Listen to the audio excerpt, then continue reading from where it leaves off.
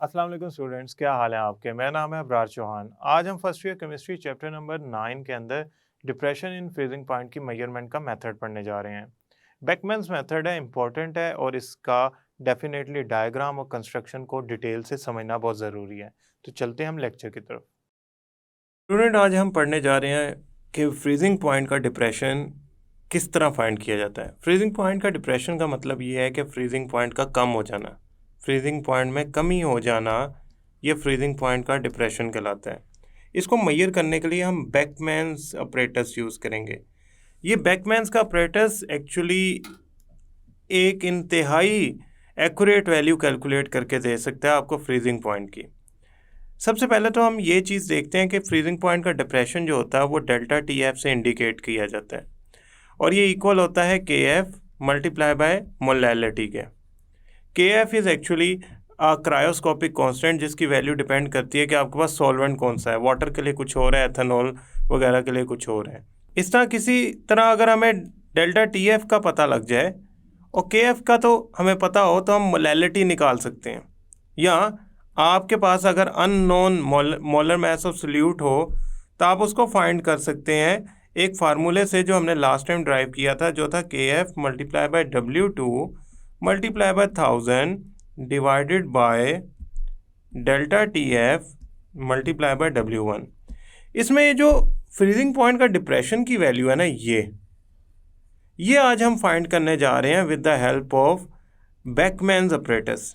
याद रखिएगा, बेकमैन्स वही साइंटिस्ट हैं जिनका हमने बेकमैन्स थर्मोमीटर पढ़ा था, जो कि 0.01 केल्विन तक एक्यूरेटली मेजर कर सकता था टेम्परेचर चेंज को। तो अब हम चलते हैं फ्रीजिंग पॉइंट डिप्रेशन वाले टॉपिक की तरफ, ऑपरेटर्स की तरफ, और उसको डिस्कस करते हैं। स्टूडेंट, ये आपके सामने एक ऑपरेटर्स है। इसमें ये जो सबसे नीचे है दैट इज एक्चुअली बीकर, और उसके बाद ये जो दूसरी आपको ट्यूब नज़र आ रही है ये वाली, डेट इज़ एक्चुअली कवरिंग या ट्यूब कह लें, इसे आउटर ट्यूब कह लें ऑफ इनर ट्यूब, जिसमें और इनर ट्यूब में यानी कि जो ये वाली है जिसने ग्रीन कलर का प्योर सॉल्वेंट होल्ड किया हुआ है, इसे आप इनर ट्यूब कह लें। इनके दरमियान ये जो खाली जगह है ना वाइट कलर की, जिसे मैं रेड क्रॉस से शो कर रहा हूँ, ये वाली खाली जगह, डेट एक्चुअली इंडिकेट्स कि यहाँ पे एयर है। एयर एक अच्छा कंडक्टर नहीं है। अगर आप फ्रीजिंग मिक्सचर ये ब्लू कलर का ऐड कर देते हैं बीकर में, तो वो इस ग्रीन कलर के प्योर सॉल्वेंट को बहुत तेज़ी से कूल डाउन करने की कोशिश करेगा, जिससे हम accurate value of freezing point measure नहीं कर पाएंगे। तो स्लो कूलिंग रिक्वायर्ड होती है और हम उसके लिए एयर जैकेट यूज़ कर सकते हैं। सो ये हमारे पास जो क्रॉस जहाँ पे मैंने लगाया that is actually air jacket. इसने कवर किया हुआ है हमारी इनर ट्यूब को। ये इसके इर्द गिर्द एक ट्यूब है खाली जगह, इसमें एयर फिल की गई है। ये जो हमारी इनर ट्यूब है ना, इस पे रीडिंग्स लिखी हुई हैं, जो अब मैं निशान लगा रहा हूँ, डेट इज़ एक्चुअली रीडिंग्स। ये रीडिंग्स इंडिकेट कर रही हैं कि हमारा सॉल्वेंट कितना ऐड किया गया है। याद रखिएगा एक बात, ये जो हमने रीडिंग्स लगाई हैं इसकी वजह से ये ट्यूब ग्रेजुएटेड हो जाएगी, यानी पढ़ी लिखी हो जाएगी। अब हम इसमें अगर सॉल्वेंट फिल करते हैं तो उसकी रीडिंग आ जाएगी। ये जो इसके साइड आर्म है, साइड आर्म एक बाजू जो है, ये एक्चुअली आपको हेल्प करेगा। अगर आपने कोई सल्यूट ऐड करना हो तो आप इसके ज़रिए सल्यूट की एडिशन कर सकते हैं। फॉर अ टाइम बिंग हमने सल्यूट ऐड नहीं करना, लिहाजा हम इसके ऊपर क्रॉस लगा देते हैं जो इंडिकेट कर रहा है ये रास्ता बंद है, अभी इसको हमने कवर किया हुआ है। आपने करना क्या है, सबसे पहले आपने इसमें एक सॉल्वेंट की अमाउंट ऐड करनी है। वो सॉल्वेंट की अमाउंट आपने कोई 10 या 20 लीटर नहीं ऐड कर देनी, आपने इसमें 20 to 25 ग्राम सॉल्वेंट, यानी कि बहुत कम मिकदार में सॉल्वेंट लेना है। ग्रेजुएटेड ट्यूब के अंदर 20 to 25 ग्राम तक सॉल्वेंट लें और उसके बाद इसको सील कर दें। ये ब्लू कलर का थर्मोमीटर है, डेट इज़ एक्चुअली बेकमैन्स थर्मोमीटर, जो कि इंतहाई ज़बरदस्त तरीके से आपकी वैल्यूज़ को रीड कर सकता है टेम्परेचर की अप टू 0.01 केल्विन तक।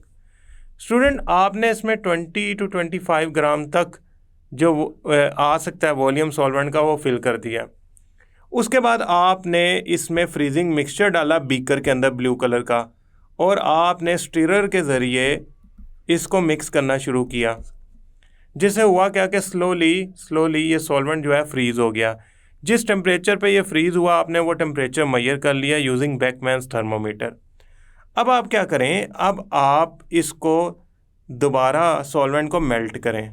अब आपके पास फ्रीजिंग पॉइंट आ गया प्योर सॉल्वेंट का। तो यहाँ पे मैं लिख देता हूँ, आपके पास टेम्परेचर आ गया freezing point for pure solvent.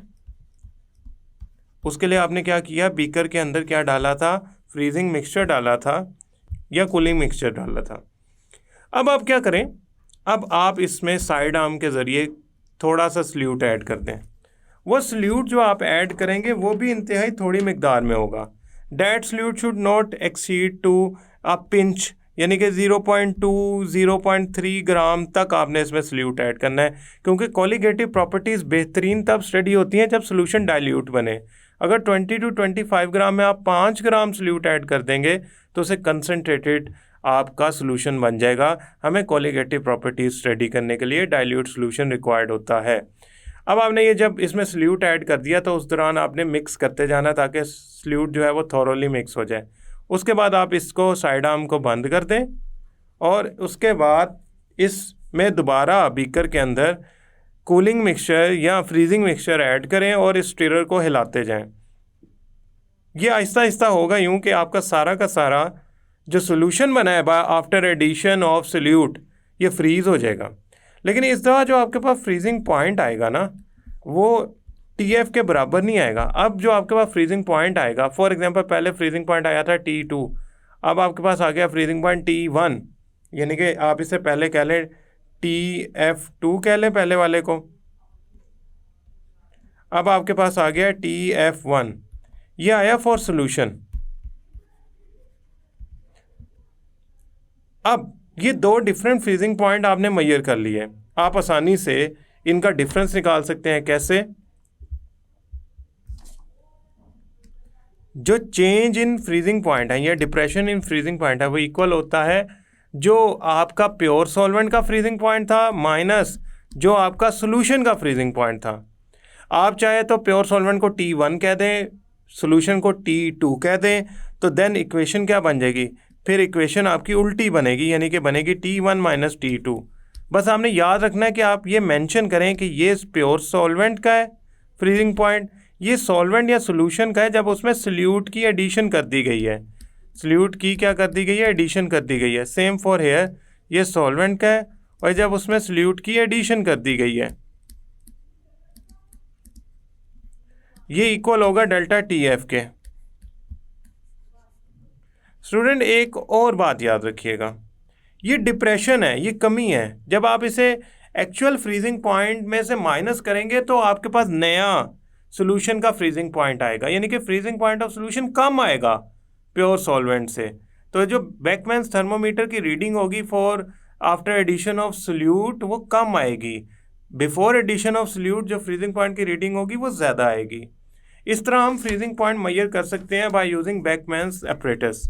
अब हम क्या करते हैं, एक एग्जाम्पल करते हैं जिससे हमारा कॉन्सेप्ट और क्लियर हो। Now student we are going to solve example number 12। In example number 12 we are going to find out freezing point of solution, यानी कि हमें फ्रीजिंग पॉइंट ऑफ सोल्यूशन चाहिए।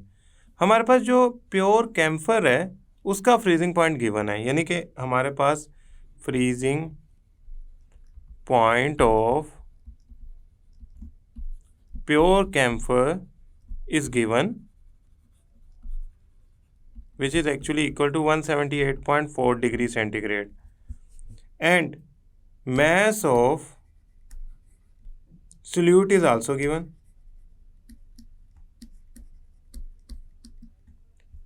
2 gram. Mass of solvent is also given, mass of solvent 40 gram, or molecular mass M2 is also given, which is the molecular mass of solute gram per mole, and the molar freezing point constant is 37.7 degree per kg per mole. Now let's do the calculation. Student देखें एक बात, आपके पास जो formula है ना वो होता है delta T F is equal to K F multiply by 1000 W2 divided by W1 multiply by M2। अब यहाँ पे हम ऐसा करते हैं, लिखते हैं 37.7 जो कि आपकी वैल्यू है कैम्फर के एफ की, और फिर 1000 वेट ऑफ सल्यूट क्या है आपके पास 2 divided by weight of solvent क्या है 40 और मॉलिक्यूलर मास क्या है आपका 140। यहाँ से जो डेल्टा टी एफ की वैल्यू जनरेट होती है that is actually 13.46 degree centigrade. इसका मतलब अगर आप इतना सल्यूट डालेंगे ना तो फ्रीजिंग पॉइंट इतना डिप्रेस हो जाएगा, इतना कम हो जाएगा। अब आपने क्या करना है, फार्मूला यूज़ करना है, delta T F is equal to freezing point of pure solvent minus freezing point when solution is made या solute is added.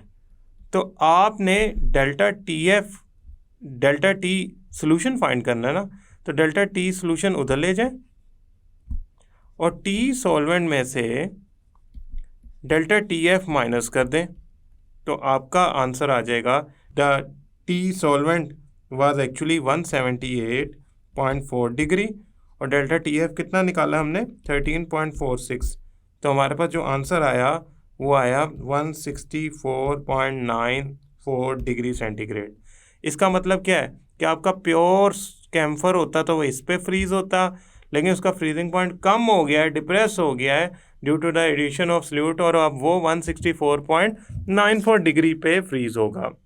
Now student, last part of this lecture, अब हम पढ़ने जा रहे हैं applications of boiling point, elevation and freezing point depression.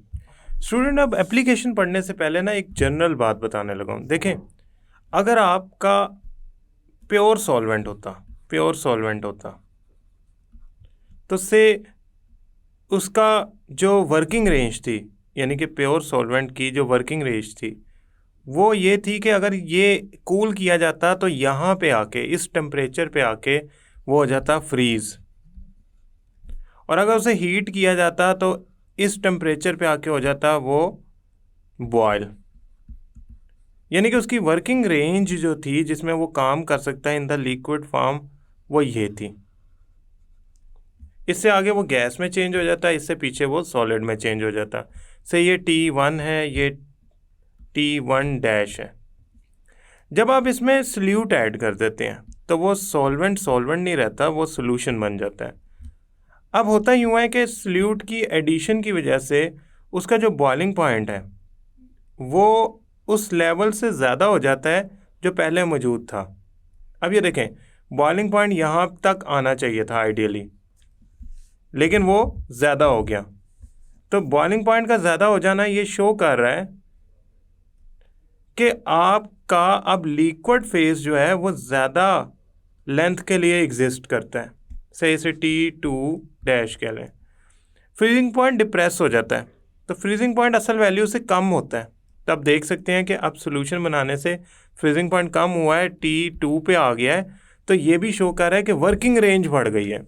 अब आपका जो सोल्यूशन है वो लिक्विड स्टेट में ज़्यादा टेम्परेचर रेंज के लिए एग्जिस्ट कर सकता है, लिहाजा वर्किंग रेंज इम्प्रूव हो जाती है इस सोल्यूशन की अगर उसमें सल्यूट डाल दिया जाए। और इसके अलावा भी फ़ायदे हैं। फ़ायदा सबसे पहले हम पढ़ते हैं, सबसे पहला इम्पोर्टेंट पॉइंट, हम unknown molecular mass M2 find कर सकते हैं। We can find unknown molecular mass of solute using elevation of boiling point या depression in freezing point। हम unknown mass of solute find कर सकते हैं। यहाँ अब दूसरा पॉइंट, देखिए, इथाइलिन ग्लाइकोल का फार्मूला होता है C2H6O2। This is actually ethylene glycol. ये ऐड किया जाता है वाटर में, एडिड इन वाटर। अब ये वाटर में ऐड करके इसका फ़ायदा क्या होता है? असल में ये रेडिएटर के कूलेंट के तौर पे काम आता है। It act as radiator coolant. हुआ क्या, जब आप इसमें ऐड करेंगे इथाइलिन ग्लाइकोल, तो वाटर का बॉइलिंग पॉइंट बढ़ जाएगा, फ्रीजिंग पॉइंट कम हो जाएगा, जिसकी वजह से उसकी वर्किंग रेंज बढ़ जाएगी। अब होता यूँ है कि अगर इंजन बहुत ज़्यादा गर्म हो जाए, 100 डिग्री से ऊपर चला गया, तो रेडिएटर में जो वाटर है वो स्टीम में कन्वर्ट हो जाएगा, जिससे आपके रेडिएटर में लीकेज होने के चांसेस हैं। अगर जर्मनी में कार चल रही है तो वहाँ पे टेम्परेचर -10, -6, -4, -1 तो ईजीली होता है। इन डैट केस जो आपका कूलेंट है रेडिएटर के अंदर, पाइप्स के अंदर, वो फ्रीज़ हो जाएगा, तो वो ईजीली हीट को पास ऑन नहीं कर सकेगा, क्योंकि ice is a poor conductor या इंसुलेटर। तो स्टूडेंट्स, इसलिए बहुत ज़रूरी है कि आप एक मॉडिफाइड कूलेंट यूज़ करें रेडिएटर्स के अंदर। इथाइलिन ग्लाइकोल ना सिर्फ वर्किंग रेंज बढ़ा देता है, बल्कि ये एंटी रस्ट और एंटी फ्रीज फार्मूला भी कहलाता है। यानी कि ये आपके रेडिएटर्स के रस्टिंग जो हो रही होती है प्योर वाटर या स्टीम से, उसको भी रोकता है। तीसरा पॉइंट स्टूडेंट्स, देखें, एक जो हमने बात याद रखनी है वो ये कि अगर आप आइस का फ्रीजिंग पॉइंट कम कर देते हैं, यानी कि वाटर 0 डिग्री पे आइस में कन्वर्ट हो जाता है, लेकिन अगर आप फ्रीजिंग पॉइंट कम करके ले जाते हैं -2, -4 डिग्री पे, तो ऐसा आइस जो -2, -4 डिग्री पे बने, ये आइसक्रीम मैन्युफैक्चरिंग के लिए बेहतरीन है। यानी कि अगर मैं फ्रीजिंग पॉइंट को डिप्रेस कर दूं, तो वो सोल्यूशन आइसक्रीम मैन्युफैक्चरिंग कंपनीज़ में यूज़ हो सकता है। तो हम क्या करते हैं, NaCl, KNO3, इस तरह के नॉन वोलेटाइल सॉल्यूट ऐड करते हैं वाटर के अंदर, जिससे फ्रीजिंग पॉइंट उनका हो जाता है कम, और फ्रीजिंग पॉइंट कम होने से वो आइसक्रीम को प्रॉपर फेज़ के अंदर ले आते हैं, जिससे आइसक्रीम पिघलती भी नहीं है और वो अपनी एक्चुअल स्टेट में मेंटेन रहती है। This is very important to know कि कम टेम्परेचर होने से अब आइस कम टेम्परेचर पे बनेगी, जो कि कम टेम्परेचर फ़ायदेमंद है आइसक्रीम इंडस्ट्री को। तो अल्टीमेटली होगा क्या, आइसक्रीम इंडस्ट्री आसानी से कम टेम्परेचर मेंटेन कर लेगी फॉर आइस। अदरवाइज़ होना यूँ था कि 0 डिग्री पे आके बर्फ़ बन जानी थी, और आपका बर्फ़ जो होती है उसका फ़्लो मुश्किल होता है। लेकिन अगर आपका -4, -6 डिग्री तक कूल वाटर रहता है, बर्फ़ में कन्वर्ट नहीं हो पाता है due to the addition of solute, तो ना सिर्फ वो फ़्लो कर सकता है बल्कि आइसक्रीम का टेम्परेचर भी कम कर सकता है, जिससे वो इंडस्ट्री में एक बहुत अच्छी आउटपुट जनरेट कर सकता है। तो हेंस आपका फ्रीजिंग पॉइंट की एलिवेशन और डिप्रेशन सिर्फ साइंटिफिक फिनोमिनाज नहीं है, बल्कि ये हमारे काम की भी चीज़ें हैं, जिसे हम बहुत सारी जगहों पे इस्तेमाल कर सकते हैं। आई होप स्टूडेंट ये लेक्चर आपको समझ आया होगा। नेक्स्ट लेक्चर तक के लिए अल्लाह हाफिज़।